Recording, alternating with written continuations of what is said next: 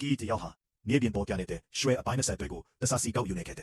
နောက်ဆုံး啲個狗要嚟ချိန်မှာတော့လက်ထဲမှာဖုံးကွယ်ထားတဲ့ကြောက်တုံတလုံးကိုတိတ်တဆိတ်ဖန်ဆောက်ထားလိုက်တယ်။အဲ့ဒီအချိန်မှာပဲအရာရှိကသူ့ကိုပစ်ခတ်ဖို့အမိန့်ပေးလိုက်တယ်။လူကြီးကချက်တော့မြေမျိုးပေါ်မှာပဲပစ်လွတ်လိုက်ရပောက်ကွဲမှုတစ်ခုဖြစ်ပေါ်သွားတယ်။အရာရှိကလမ်းသွားပြီးစစ်သားတွေကိုရှယ်တီတီပစ်ခတ်ဖို့အမိန့်ပေးလိုက်တယ်။ဒိုးဆောင်မှာထိမဲ့တဲ့အရာတစ်ခုဖြစ်ပေါ်ခဲ့တယ်။လူကြီးကတန်းအိုးတလုံးကိုကာကွယ်တန်းထိုင်လို့အုံပြုပြီးပစ်ခတ်လာတဲ့ကြီးစံတွေကိုတားဆီးနိုင်ခဲ့တယ်။ဒီမြင်ကွင်းကိုမြင်ရင် Captain America တောင်လက်ခုပ်တီးမိလောင်မယ်လို့ထင်ရတယ်။လူကြီးတဲ့သွားပြီးတော့ထင်ထားတဲ့အရာရှိကပစ်ခတ်မှုပေါ်ရပ်လိုက်ပြီးစစ်သားတွေရောက်ကိုတွားစစ်ခိုင်းလိုက်တယ်။ဒါပဲမြစစ်သားကနီးကမှရောက်ခင်မှာပဲမြေမျိုးပေါ်မှာတလုံးပောက်ကွဲသွားပြီးချက်ချမ်းအသက်ဆုံးရှုံးသွားတယ်။ထိုးနောက်ဘက်နှစ်ဖက်မှာစစ်သားတွေရောက်ထပ်မံပေါ်လိုက်တော့လေ3စက္ကန့်တောင်မာခံနိုင်ပဲ။ပြန်လဲချက်ဆုံးသွားကြတယ်။ဒူလူတွေတယောက်ပြီးတယောက်လဲကြည့်နေတာကိုညီရတဲ့အရာရှိကနောက်ဆုံးမှာအချင်းချန်တဲ့မင်္ဂလိနှစ်ယောက်ကိုရှက်တန်းတို့လွတ်လိုက်ပြီးလမ်းရှင်းစေချင်ခဲ့တယ်။အဲ့ဒီအချိန်မှာတော့လူကြီးကနေရမှာလွတ်မြောက်သွားပြီးသားဖြစ်နေခဲ့တယ်။အားကုန်သွားလို့ပြက်စီးနေတဲ့ကားတစ်စီးအောက်မှာလဲလျောင်းနေခဲ့တယ်။ခိုဒန်ယာကိုခါပတ်တချောင်းနဲ့တင်းကပ်စွာချီပြီးဆဲမပါပဲကြီးစံကိုခိုတိုင်ဆွဲထုတ်လိုက်တယ်။နာကျင်မှုကြောင့်မေးလဲသွားတယ်။မကြခင်မှာရန်သူစစ်သားတွေခွဲလေချင်းထားသူတွေနဲ့အတူ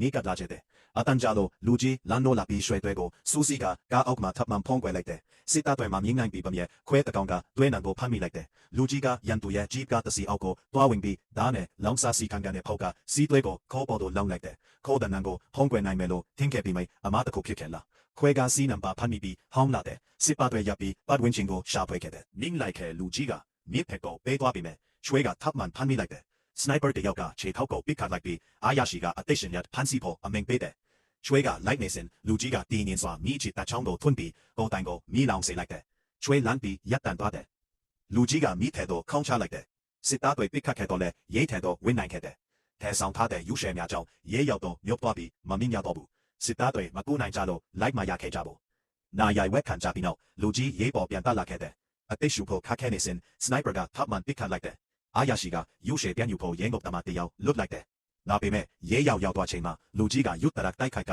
သူ့ရဲ့အသက်ရှူကိရိယာကိုယူသွားခဲ့တယ်။လေထဲကစစ်သားတယောက်ကနင်းလိုက်ပြီးထိတ်လန့်သွားတယ်။သို့တော့အာယာရှိကနောက်ထပ်လူများကိုစင်းခိုင်းလိုက်တယ်။မခခင်မှာပဲရဲမျက်နှာပြင်ဟာထပ်မံလိုင်းလန့်သွားတယ်။စစ်သားတွေစိတ်လှုပ်ရှားထိတ်လန့်ကနောက်ဆုံးလိုက်ကြတဲ့အစွန်းရောက်အလုပ်ရှားထဲမှာစစ်သားတယောက်ကိုသူ့အဖော်ကမတော်တဆပစ်မိသွားတယ်။နောက်ဆုံးမှာစက်တဲ့နဲ့ကိနဲ့ပစ်ခတ်မှုထပ်မံစိတ်တင်ခဲ့တယ်။ဒါပေမဲ့လူကြီးကကြဆုံးသွားတဲ့စစ်သားရဲ့ကိုခန္ဓာကိုကာကွယ်တန်တန်လို့အသုံးပြုပြီးထပ်မံလွတ်မြောက်နိုင်ခဲ့တယ်။အရာရှိကအနောသွားပြီးမယုံနိုင်စွာကြီးနေခဲ့တယ်။အဲ့ဒီအချိန်မှာပဲလူကြီးရဲ့အိမ်ဝဲကွဲပြန်ရောက်လာတယ်။အရာရှိရဲ့မျက်လုံးထဲမှာအကြံတကူပေါ်ပေါက်လာတယ်။သူဟာအဲ့ဒီခွဲကိုအသုံးပြုပြီးလူကြီးကိုပြန်လဲချေရာခံမယ်လို့ဆုံးဖြတ်လိုက်တယ်။နောက်ထပ်ဒီလိုဗီဒီယိုတစ်စက်တဲ့နိုင်အောင် like and follow လေးတွေနဲ့ကူညီပေးကြပါအောင်ပဲ။